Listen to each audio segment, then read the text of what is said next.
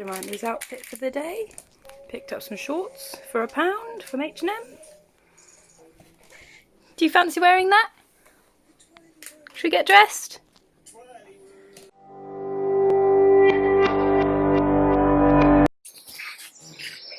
I don't know if you can see, but there seems to be a duck either nesting or just chilling out in a bucket on the boat opposite. She was reaching down before and getting something out of the wicker basket.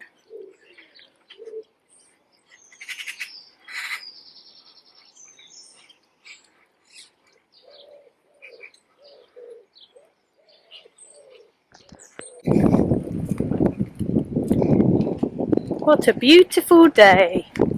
It's absolutely gorgeous actually, because it's sunny but there's a breeze, so it cools it right down so you can actually be in the sun and not feel baked. And such a pretty man.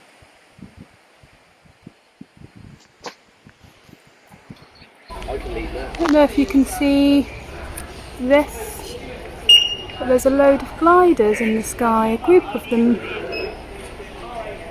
Oh, cool. How cool is that?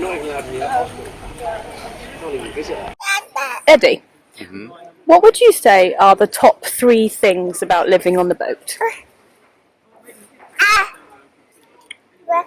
Well, you can move around. That's the nice thing about it. We've managed to see places that we never knew existed and had no other reason to go to, including Newbury.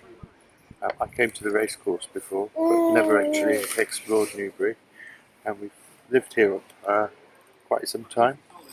I love the nature that's around, particularly the birds, but also the fish and the peace and quiet, the trees and everything else. And the third thing I like about the boat is that it's fun to drive it. It's fun navigating and it's fun dealing with the different elements. And what would you say are the 3 negatives? I think it's a bit hot in summer and a bit cold in winter, but we're sorting out the winter side. And I think once we've got mains, we'll probably get us a bit of aircon on board. That would be nice. Toilets are a bit annoying because you have to empty them, but again on a marina that's not such a problem. And lack of refrigeration when we're on the move, but if we got solar panels we could sort that as well. Yes, because we actually had a question from one of our viewers saying, what about solar panels for when you're constant cruising? Can't get my words out today. Well, that would be good, and it's on the list, but first of all we thought we'd get the stove done because it's going to be messy work, whereas solar panels is clean work. And also I think when we're moving into a marina it won't be as big of an issue because we'll have a mains hookup. That's right, so we'll only be going away for a little bit of time. We can live without it then. So it's not so much of a priority now, but we probably will end up getting them because even if we do and then we sell the boat, it's probably going to put value on the boat having something like that on it, isn't it? So, do you want to get down? She's had some ice cream and she's practically hanging out of her buggy because I forgot to strap her back in after her ice cream.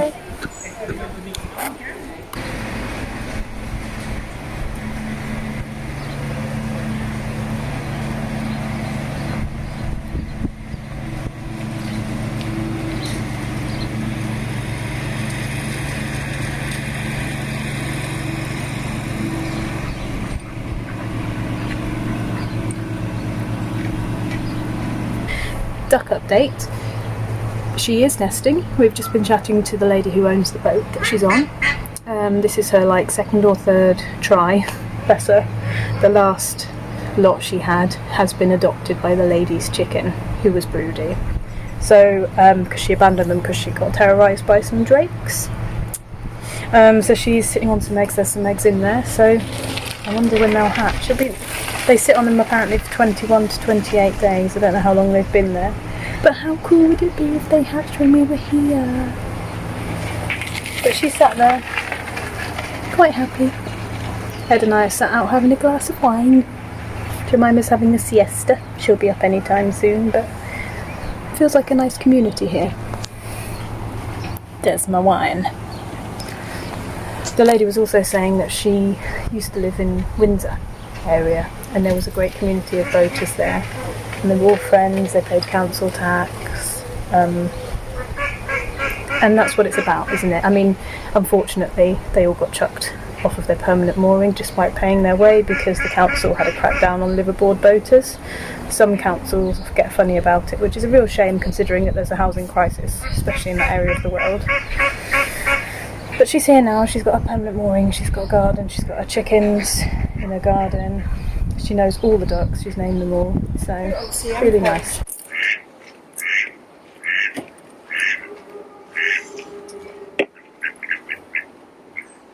Camera makes her look like she's got far more hair than she has.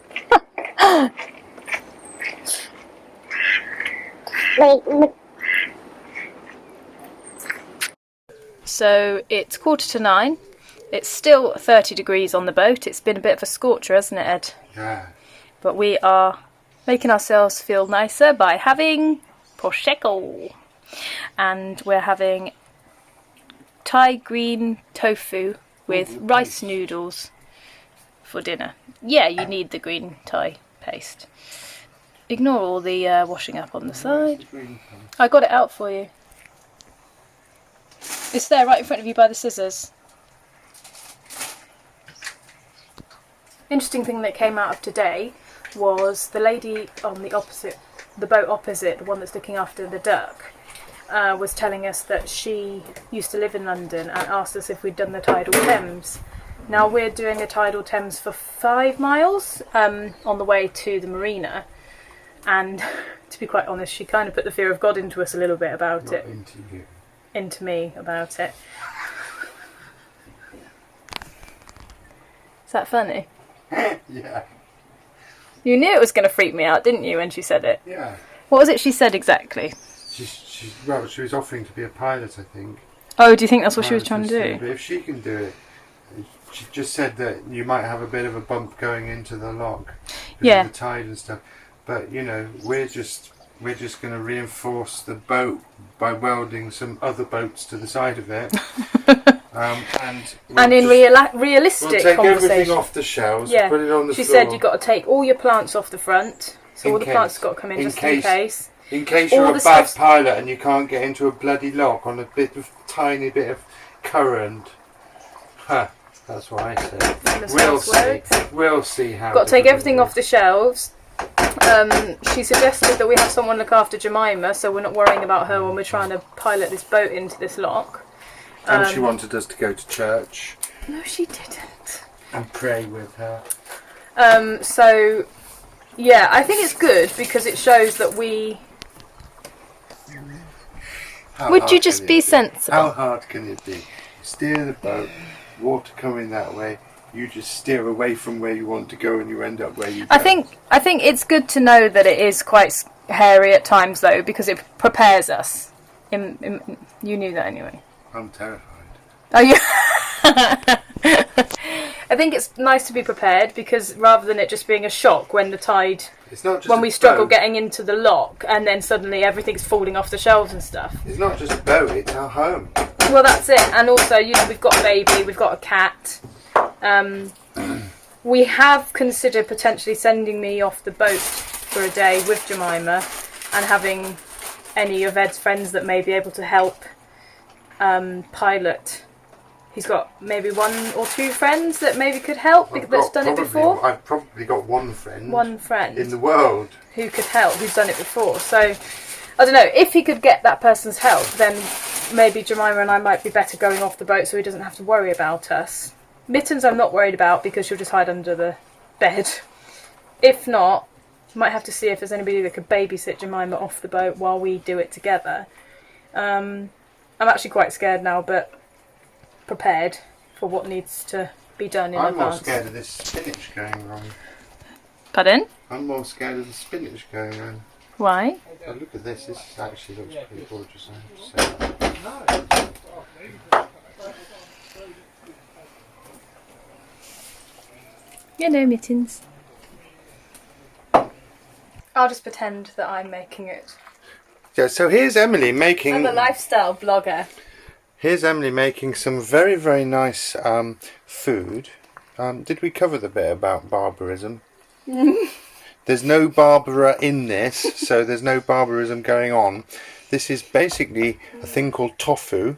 With spinachy stuff, some sort of Thai-based stuff, coconuts and things like that, but no meat, interestingly. So there we go, and it calls in the recipe for a thing called cilantro, which is here, and that goes in at the end. It's all gone horribly wrong. What? We can't eat it anymore. Oh God! It's ruined. You've cooked it. Cut. Status report on the seedlings. They're doing very well. Very well indeed. Welcome to the best kept secret in Newbury, the Ed and Emily, or Emily and Ed restaurant, which is based on the River Kennet just outside Newbury. Just if you could pan the camera down here. They have some superb vegetarian delights, no Barbaras involved in there, and I'm just going to take a little taste. I'm not missing the steak at all. So this is the first time we've had dinner out on the deck. I think in like the whole year we've actually owned the boat, is it? Well, we've had like nibbles and stuff. Have we had dinner before? I think we have, yeah. It's a bit weird here though, because like all the passers-by just come and we're just here eating our dinner, you know. It's very glamorous. Yeah. But yes, it's very nice. Very nice indeed. When you go around bragging that you've got a new dress from H&M for £5 and it actually looks quite nice, it's a bit different, you know, a bit light blue, nice, pretty, and you think, oh, lovely. And then life happens and you get crap all over it. How do you feel about how you look on camera when you look back? When you look at yourself, look at the videos back. The videos back, well, I think I feel like most people feel, which is, I don't actually look like that, do I? You know, because you live in yourself and you think, ah, this is coming across like this, and then you watch it and it comes out, ha ha ha. That's pretty much it, isn't it? Well, yeah. That's pretty much it. You think, if I breathe in, no one will notice, but they do. Yeah, I think. And I actually think, you know, I was hoping to get like some kind of modelling contract out of this video. You know, catalogue man. I could be that person, couldn't I? Look, look how I could be a hand model, couldn't I? I've got nice hands. You have got very nice hands. I could be stroking this. And so I often look at my hands just in case I have to fall back on that for my modelling career, really. But on a more serious note, I don't actually worry about it anywhere like I used to, but that means that I did used to worry an awful lot about watching myself doing things. And now, how do I feel when I view it? I'm pretty neutral about it, really, these days. But I used to be very worried about it. I used to clam up in front of the camera, very much so. I find that hard to believe, the way I know you. I've only known you 3 years though, so.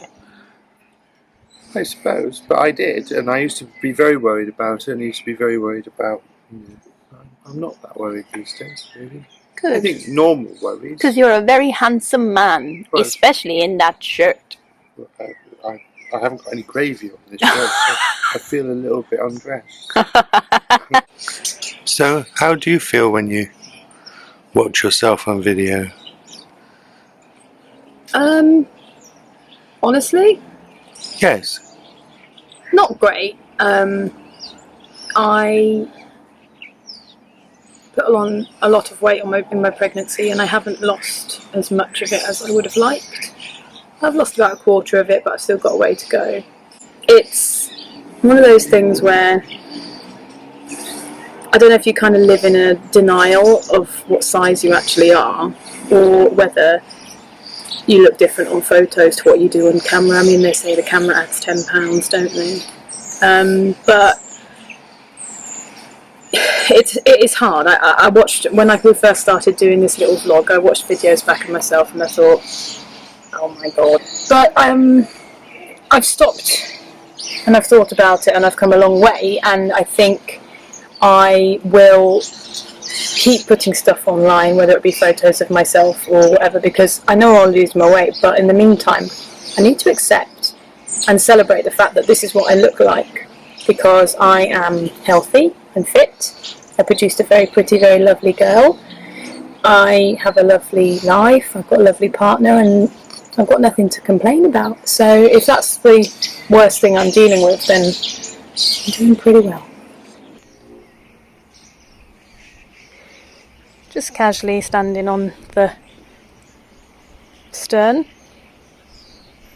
she says, with bow. Oh, god damn it. We're Captain Cow. She gets confused as to what is the front and the back. Bless her. She sometimes gives me a kiss with her anus. She's so adaptable though, isn't she? Here's my anus, I want to give you a kiss, she said to me this morning. She's so adaptable. Oh no! What have you done to my boat? Oh my word!